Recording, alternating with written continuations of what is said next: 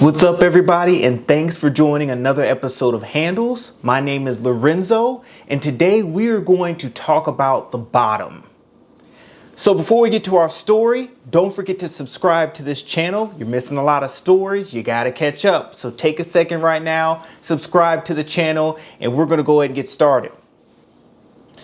Question of the day, real simple. What's the most influential piece of life advice anyone's ever given you? Something that has stuck with you your entire life. Influential life advice. This story I'm going to share with you right now has stuck with me my entire life.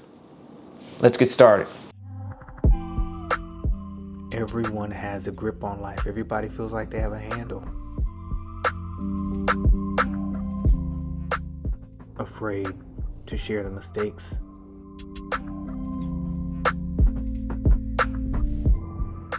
The stories are what connect us.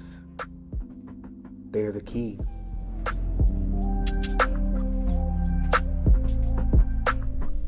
We're running out of time.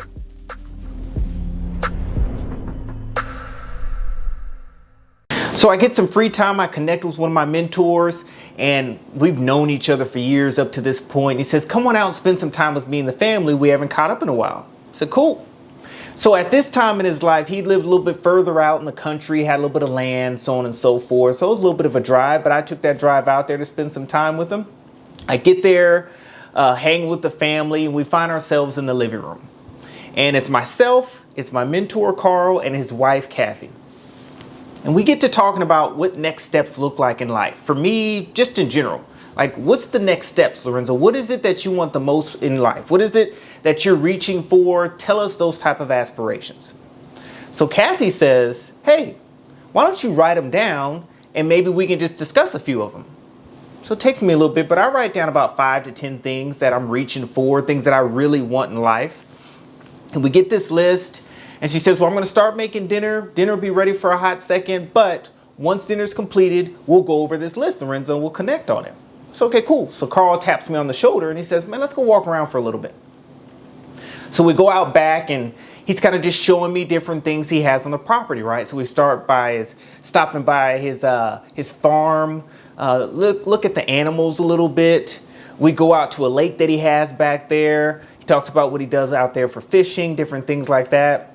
And then on our way back to the house, get this weird smell. Like, Carl, what the hell is that? He said, oh, I gotta take you over there. It's the best part of the house, best part of the property. I said, all right. So the closer we get to wherever this specific space is, the worse the smell gets. Finally, we get to, I can see like some bricks in a little circular form, and we get to this little object and it gets bigger and bigger. What is this? So we get to it, it's a well, just a regular water well, a drainage well. So Carl, out of everything you just showed me, your house looks fantastic, the property, you got all this stuff, you have animals, you have a lake over here. You got this sitting in the middle of the property? What the hell is this here for? Like, why would you not just get rid of this well or top it off or something? He said, Lorenzo, this is the most important part of the house for me. I'll never get rid of it. So I bite, right? I said, why? He says, let me ask you a question, Lorenzo. If everything that you wanted in life, everything that you wrote down for my wife and myself, everything that you've dreamed of is at the bottom of this well, would you go get it? So I take a second, right? I'm mulling this over. And before I say anything, he says, but there'd be 2 rules, only 2 rules. The first rule is, I can't guarantee how long you will keep everything that you wanted in life when you get to the bottom of the well. And the second rule is you'll never be able to return back to the top of the well or your current present state. Those are the only 2 rules. Everything that you want in life is at the bottom of this well. Right now you can go get it. Would you go get it? So I said, well, Carl, be honest with you. Hell no, I'm not going to go get it. He said, okay, tell me why. I said, well, for starters, I don't know if you're lying. The second thing is I don't know what the hell is down there, but I'm looking at it. It smells horrible. It's dark. It looks dated, like it's about to crumble up. Like, man, I'm not diving in that bad boy to get to the bottom to see if down there is what I'm really looking for in life. And he stops me. He says, Lorenzo, that's the difference between you reaching your dreams and aspirations. That's the only difference. People don't understand that in order to get what you want in life, you have to go places and do things that you're not ready to do. You're not ready to go through. So for example, Lorenzo, you'll have to go places that are dark. Do things in areas that smell bad. Trust different advice that people give you, even when you find yourself in a setting that may be crumbling. You got to do those things in order to get what you truly want in life.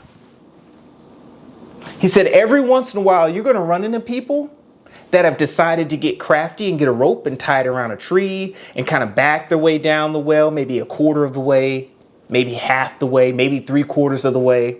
But once that rope runs out, if they're still not at the bottom, they come right back up. And they share with us what they saw on their way down there, what their journey was like. But they never hit the bottom. They never made it to the bottom to get everything that they wanted in life. The people that normally get to the bottom of that well don't always share their experiences of the journey to get to the bottom. They spend the majority of their time talking about what it was like when they had everything that they wanted in life, when everything that was on their list was given to them. They spend a lot of time talking about that. They don't talk about the journey because when they get there, they don't know what it smells like anymore. It's no longer dark. They're not worried about the well crumbling. They're not scared about what's down there with them. So I thought about it. I said, that's pretty deep, Carl. He said, so every day I wake up, Kathy always yells at me because when we open up the window to the bathroom and to the bedroom, we get this horrible smell.